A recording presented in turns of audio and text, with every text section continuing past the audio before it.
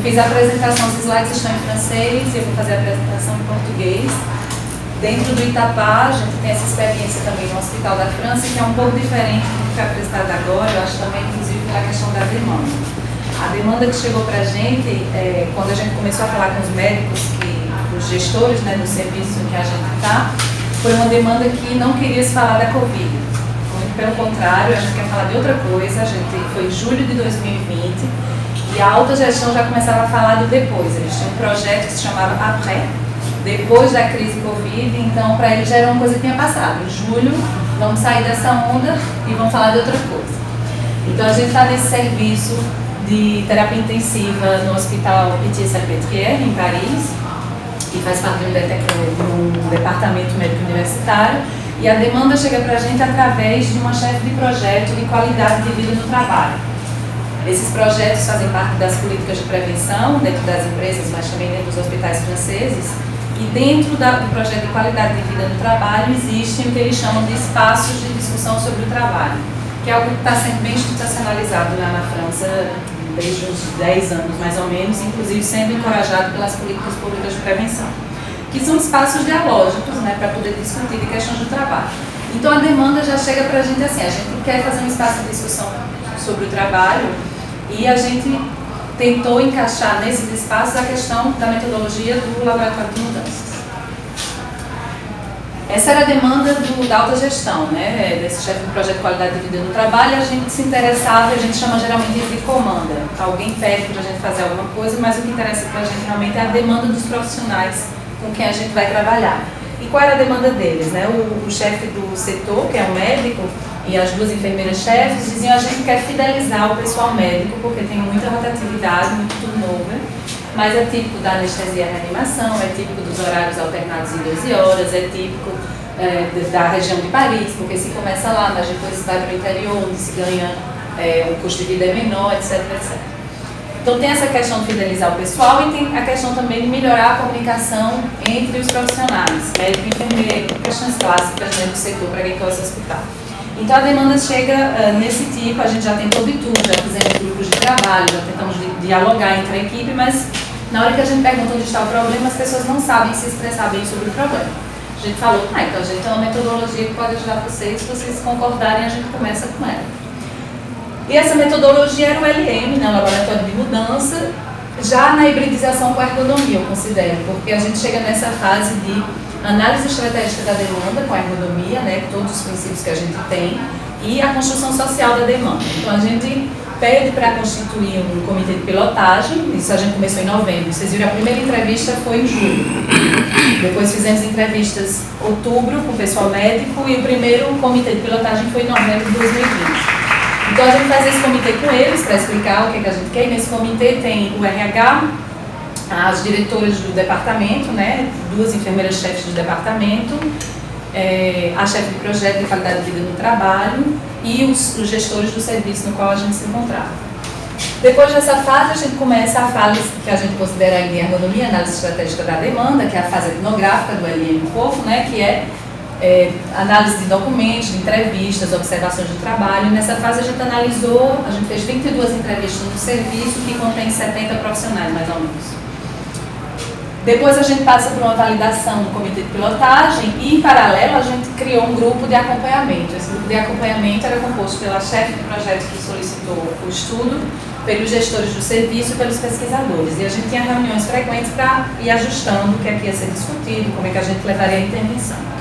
Com essa demanda, eu falei para vocês que eles não queriam falar sobre a Covid, iam falar de outra coisa. Tá? E nós fizemos, então, as sessões do laboratório de mudanças, né, nesse serviço, que era essa discussão organizada a partir de dados espelhos, que a gente tinha coletado na fase etnográfica, geralmente entre 15 e 20 participantes. Nós fizemos em duas equipes, que era a equipe de dia e a equipe de noite que alterna, né, a equipe A e B.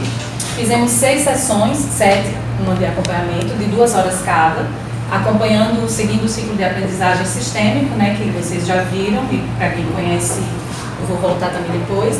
E uma coisa da negociação muito importante é que a gente falou que esse tempo deve fazer um estudo piloto dentro da organização para difundir depois dentro do hospital inteiro. A gente negociou que isso deveria ser feito um tempo fora do trabalho. Então os trabalhadores vinham no período de repouso, né, na folga, mas essa folga era recuperada depois. Então eles não estavam no serviço trabalhando, eles estavam ali para vir realmente para o LM.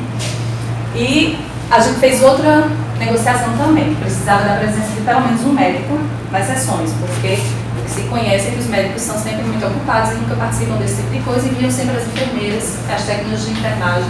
E a gente falou, se não tem médico, a gente está numa sessão. Então, vamos tentar que isso dê certo. E realmente, todo dia quando a gente chegava, estava faltando. Não tem médico, liga para alguém. Eles se desenrolavam para achar um médico, porque senão a sessão seria realmente cancelada.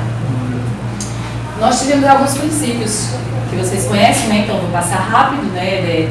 Essas sessões de LM, o que é que elas visam, etc. Então isso tudo era apresentado aos profissionais desde o começo das sessões. E a gente fez uma adaptação, né? Seguiu o ciclo da aprendizagem expansiva, adaptou em alguns termos que a gente utilizou. E cada etapa a gente ia utilizando, né? Seguindo o método que para a gente também era um aprendizado, porque os pesquisadores estavam aprendendo e fazendo o LM, né? Então aqui na primeira sessão a gente foi a tomada de contato com o pessoal, né, discutindo alguns conceitos que já foram encontrados na fase etnográfica e analisando a questão quais são as necessidades de mudança. Vocês concordam que tem um problema de comunicação? Sim, a gente concorda. Vocês acham que a gente deveria resolver esse problema? Sim, a gente concorda. Então, e a gente sempre confrontava as pessoas que diziam existe um problema de comunicação com pessoas que diziam não existe, acho que a gente já comunica bem demais comparado a outros serviços. Então, isso já foi um momento de discussão na primeira sessão. Tem os exemplos, mas não vai dar tempo de falar de tudo. Depois a gente passa para a análise histórica, né, das últimas transformações do serviço. E nesse momento a gente viu que a gente não poderia continuar sem falar da Covid, porque uma das sessões foi anulada por causa da Covid, né? A nova onda chega, então a gente teve que anular a sessão e a gente falou, então para a gente voltar a gente vai ter que falar da Covid. E a ideia foi de fazer uma linha temporal desde o começo da pandemia até os dias atuais, o que é que eles estavam vivendo como transformação com relação a isso. E eles construíram essa linha do tempo, né? Que eles construíram durante a sessão. A gente trabalhava sempre em dois grupos separados e depois fusionamos as duas linhas do tempo que se complementaram. E a gente perguntou quais são os eventos que vocês consideram positivos nessa crise, quais são os eventos que vocês consideram negativos, e vamos lembrar o que aconteceu desde janeiro de 2020 até março de 2021, que era a terceira onda, né, que eles estavam vivendo no nosso país. Depois disso a gente fez modelizações do sistema da atividade, para que eles desenhassem o próprio sistema. Acho que não está passando.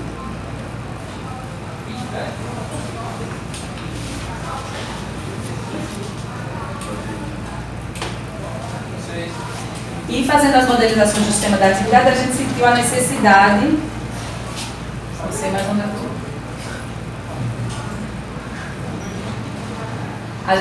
Eles sentiram a necessidade nas discussões de questionar a história do serviço também. A gente falou do período Covid, mas o que é que essas contradições que a gente encontrou modelizando o sistema da atividade entre instrumentos e objetos, por exemplo, através dos softwares que eles utilizam para trabalhar, desde quando esses softwares foi instalado, por quais razões, resolveu quais problemas, mas deixou quais problemas ainda em jogo. Então, eles construíram, a gente deu isso como uma tarefa, que eles façam essas entrevistas com o pessoal mais antigo para tentar construir uma linha do tempo do serviço. Então, eles começaram, né, o primeiro paciente chegou a tal hora, e começaram essa linha do tempo com os fatos mais marcantes, né, até o dia atual, e deu muita visibilidade com relação a essa questão da comunicação, que era um dos grandes problemas que eles falavam, né, e foi nessas discussões que a gente descobriu que alguns instrumentos que existiam no passado, como uma mesa que se encontrava no meio da reanimação, era um objeto de transmissão, um instrumento de transmissão muito importante para eles. Todo mundo almoçava nessa mesa, no meio da UTI,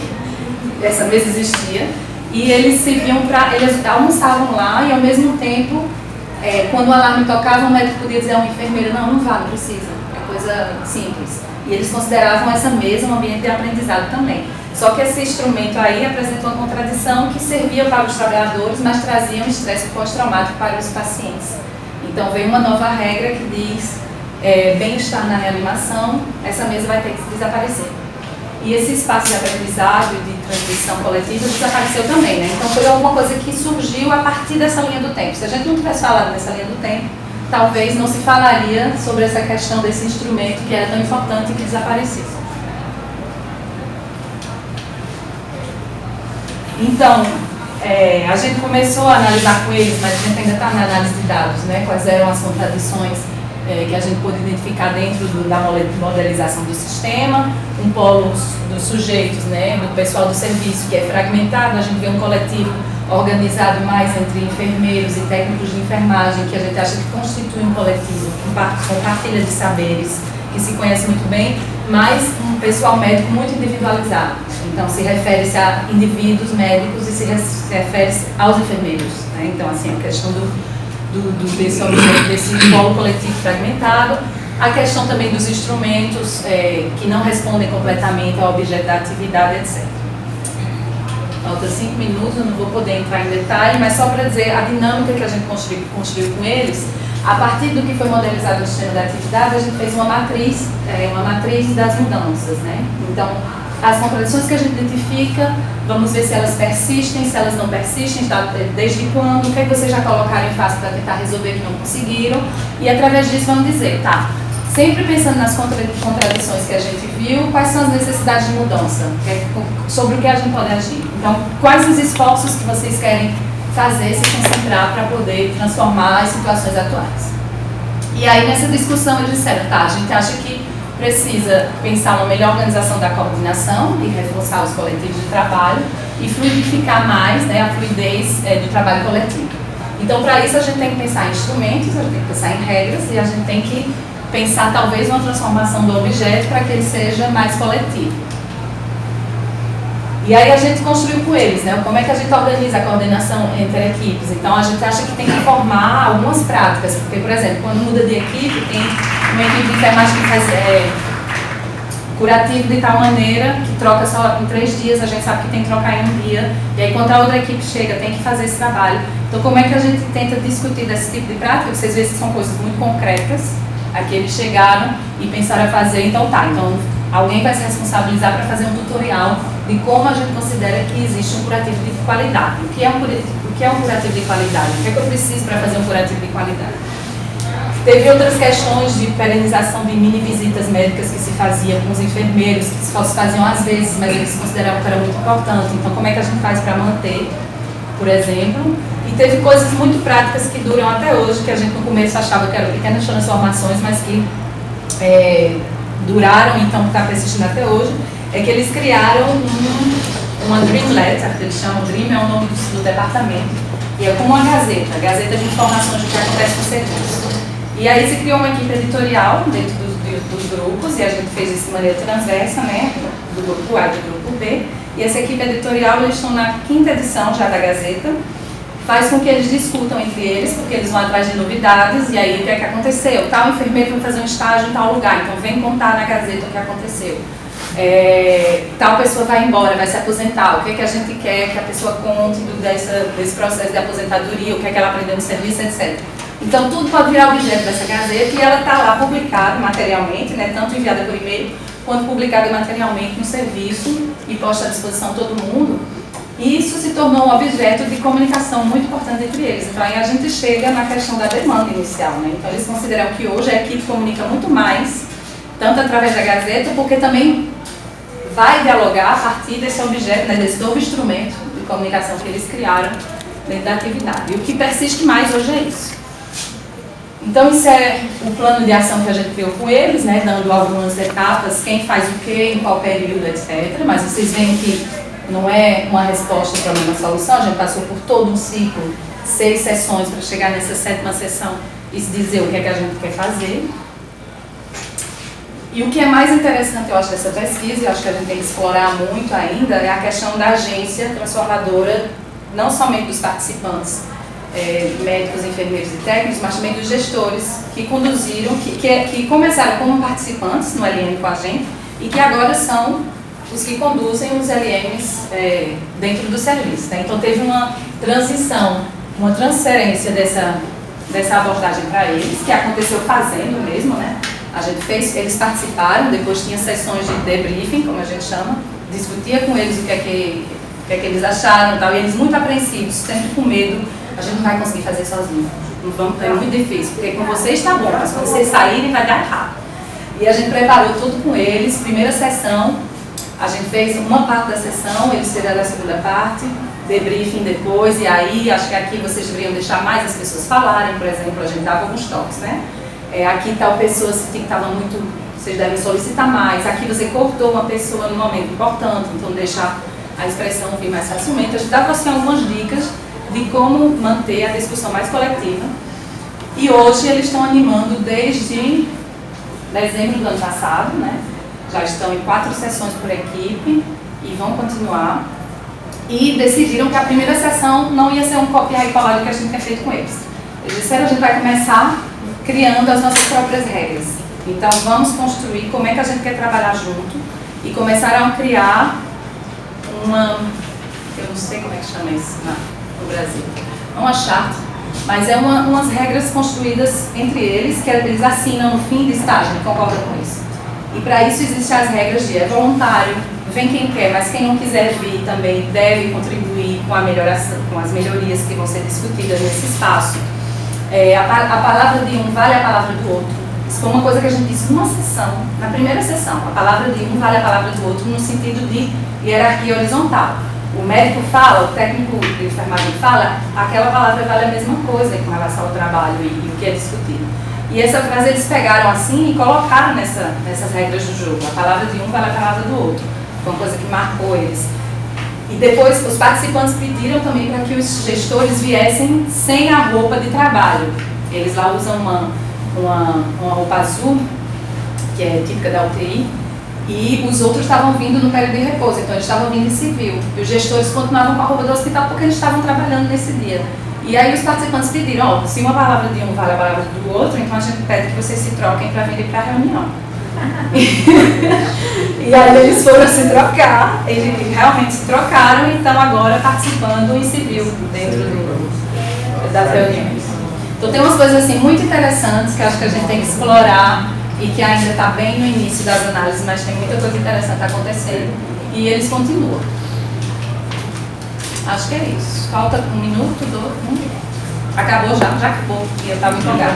Não, isso é uma discussão para a gente ter no nosso grupo, eu acho que tapar, né? Isso foi de uma publicação que a gente fez na IEA sobre justamente essa hibridização, né, que a gente quer tanto trabalhar no projeto. E eu acho que o Laboratório de Mudanças traz para a gente umas ferramentas muito importantes, justamente de historização, que eu acho que a gente faz pouco em ergonomia. E eu acho que a ergonomia também pode contribuir muito com essa questão da pilotagem da intervenção, sobre a questão da construção social, porque eu considero, assim, se a gente for falar em caso de sucesso, eu acho que a gente está numa situação de caso de sucesso nesse hospital, mas porque a construção desde o início social estava muito favorável, né, com profissionais que tinham vontade de fazer, com gestores que queriam transformar e que continuam querendo. E eu acho que isso é fundamental e a gente teve muita sorte de encontrar essas condições. Obrigada.